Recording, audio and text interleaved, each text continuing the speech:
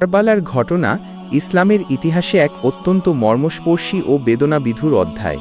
এটি হিজরি 61 সনের 10ই মহরম 680 খ্রিস্টাব্দ সংঘটিত হয়েছিল, যেখানে মহানবী হজরত মোহাম্মদ সায়ের দৌহিত্র ইমাম হোসাইন রা এবং তার পরিবারের সদস্য ও অনুসারীরা উমাইয়া খলিফা ইয়াজিদের সেনাবাহিনীর হাতে শাহাদাত বরণ করেন।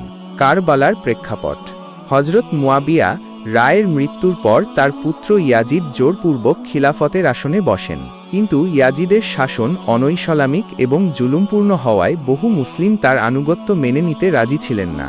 বিশেষ করে ইমাম হোসাইন রা ইয়াজিদের আনুগত্য প্রত্যাখ্যান করেন। কুফাবাসী ইমাম হোসাইনকে তাদের নেতা হিসেবে বরণ করার জন্য আহ্বান জানায় এবং তাকে সাহায্যের প্রতিশ্রুতি দেয়। কুফাবাসীর আহ্বানে সাড়া দিয়ে ইমাম হোসাইন রা মক্কা থেকে কুফার উদ্দেশ্যে রওনা হন।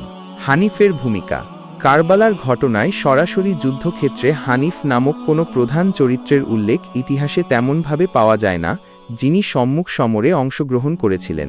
তবে কিছু লোকগাথা বা জারি গানে মুহাম্মদ হানিফ নামে একজন বীর যোদ্ধার কথা বলা হয়েছে, যিনি ইমাম হোসাইন রায়ের চাচা ছিলেন।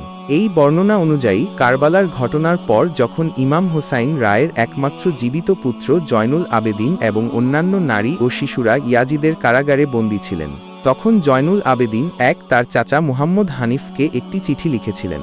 এই চিঠির মাধ্যমে মুহাম্মদ হানিফ কারবালার মর্মান্তিক ঘটনা সম্পর্কে জানতে পারেন এবং পরবর্তীতে ইয়াজিদ বাহিনীর বিরুদ্ধে প্রতিশোধ নিতে অগ্রসর হন। তবে এটি লোকপ্রচলিত বর্ণনা এবং ঐতিহাসিক সূত্রে এর সুনির্দিষ্ট প্রমাণ পাওয়া কঠিন।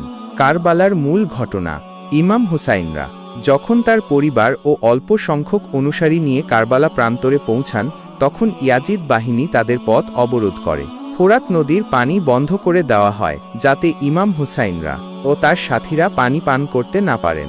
কয়েকদিন অবরুদ্ধ থাকার পর 10ই মহরম ইয়াজিদের বিশাল বাহিনীর সঙ্গে ইমাম হোসাইনরা এর ছোট বাহিনীর যুদ্ধ শুরু হয়।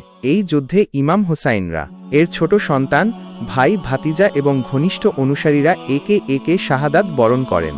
অবশেষে ইমাম হোসাইনরা নিজেও নির্মমভাবে শহীদ হন। তার মস্তক দেহ থেকে বিচ্ছিন্ন করে বর্ষার আগায় বিদ্ধ করে দামেস্কে পাঠানো হয়। কারবালার তাৎপর্য: কারবালার ঘটনা মুসলিম উম্মাহর ইতিহাসে এক গভীর প্রভাব ফেলেছিল। এটি সত্য ও মিথ্যার মধ্যে এক চিরন্তন সংঘাতের প্রতীক হয়ে আছে। ইমাম হোসাইনরা শাহাদাতের মাধ্যমে জুলুম ও অন্যায়ের বিরুদ্ধে মাথা উঁচু করে দাঁড়ানোর এক সাহসী দৃষ্টান্ত স্থাপন করে গেছেন। তার এই আত্মত্যাগ পরবর্তীকালে বহু মুসলিমকে অন্যায়ের বিরুদ্ধে সংগ্রাম করতে অনুপ্রাণিত করেছে। শিয়া মুসলমানরা প্রতি বছর মহররম মাসে কারবালার এই ঘটনাকে গভীর শ্রদ্ধার সাথে স্মরণ করে। কারবালার এই হৃদয়বিদারক ঘটনা নিয়ে অসংখ্য সাহিত্যকর্ম, জারি গান এবং মরসিয়া রচিত হয়েছে, যা আজও মানুষের মনে গভীর রেখাপাত করে।